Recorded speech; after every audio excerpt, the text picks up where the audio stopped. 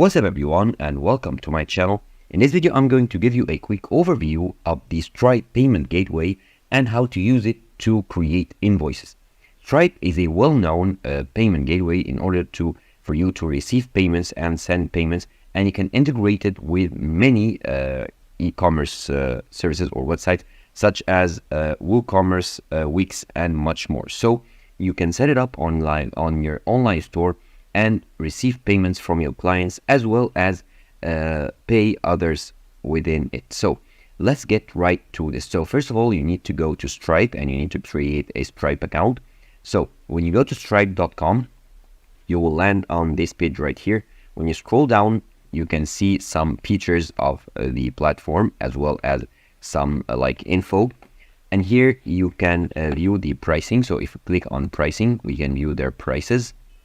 So you have the standard plan and the custom plan depending on your package and your business. So here you can view the pricing. So you can decide which one is best for you. Of course, the custom plan will be, the price will be calculated depending on your business type and your sales and so on. So the standard has a fixed price of 2.9% plus 30 cents per successful card charge. So you can view here the plan that works best for you. Now, once you go ahead and create an account or sign in, you will be redirected to your dashboard. So here is my dashboard.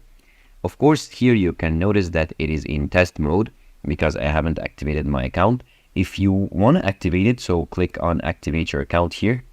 You will be asked to verify your business. So your business location, select the country and select the business type. So if it's individual, if it's a company, or if it's a non-profit organization. And then the business details. Once you finish this, you can enter your business details right here. Your legal name, your last name, your email address, date of birth, address and phone number and social security number, as well as adding your business details, fulfillment details, public details, and then add your bank, of course, to be able to receive payments. So you have a variety of banks that are available here and you can search for your bank here. And now you can secure your account, two-step authentication, add security key or use SMS, add extras like tax calculation, climate contributors, and then review and finish the summary. Of course, here these are way too many missing or errors because I haven't done anything. I'm just taking you through these steps. And now let's close this activation process now. And I will show you how to create an invoice and I will walk you through creating one. So here you have your main dashboard. Of course, this is in test mode. I haven't added any transactions yet. So you have your home, you have your payments. And if you click on payments here, you can create a payment link. Okay, so a checkout page so that the customers can pay you. You can manually charge a customer and you can select or create an invoice here. So let's create an invoice. It'll open in a new tab. Here I haven't added my account name yet. So let's type in how to simple as the name of my channel. Now let's add the name and now it's added. Of course, you get the warning that this is a test mode. So no customers will be charged with this invoice. So now on the left, you have the info that you enter, and on the right, you'll get like a preview of the invoice. And of course, it will be updated as we run through and edit the details right here. So let's add a customer. You can add a customer name or email, and you can save the customer to be able to send them more invoices later. So let's say test customer. Okay, so let's add the customer. Okay, and let's enter their email. So test customer at google.com. Okay, so like any random email. And now the language is in English. And you can save the customer. Okay, and here, as you can see here in the invoice summary or invoice like sample or overview, you have my name here, how to sample, and the test customer is now added, their name and their email. Now, the item, I can add an item or create a new product. So let's say I sell hoodies. So hoodies.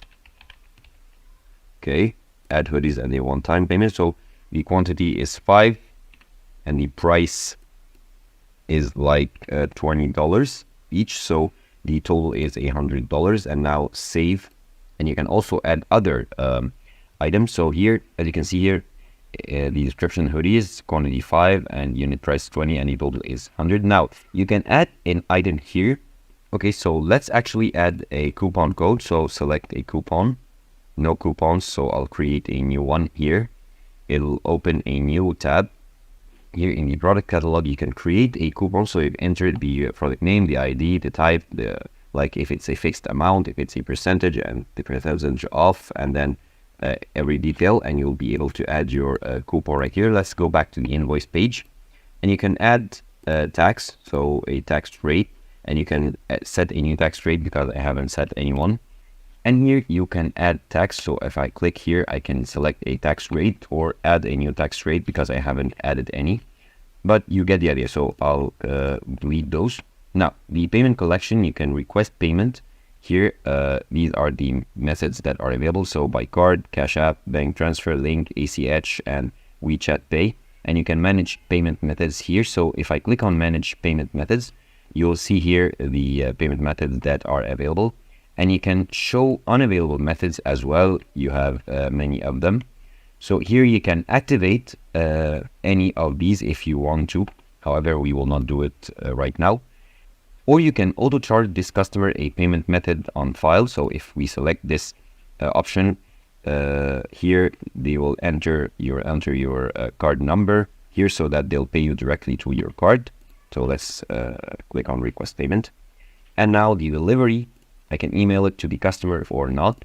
I can additional options like a memo. I can add a memo to add some description or a message to the client. So thank you for doing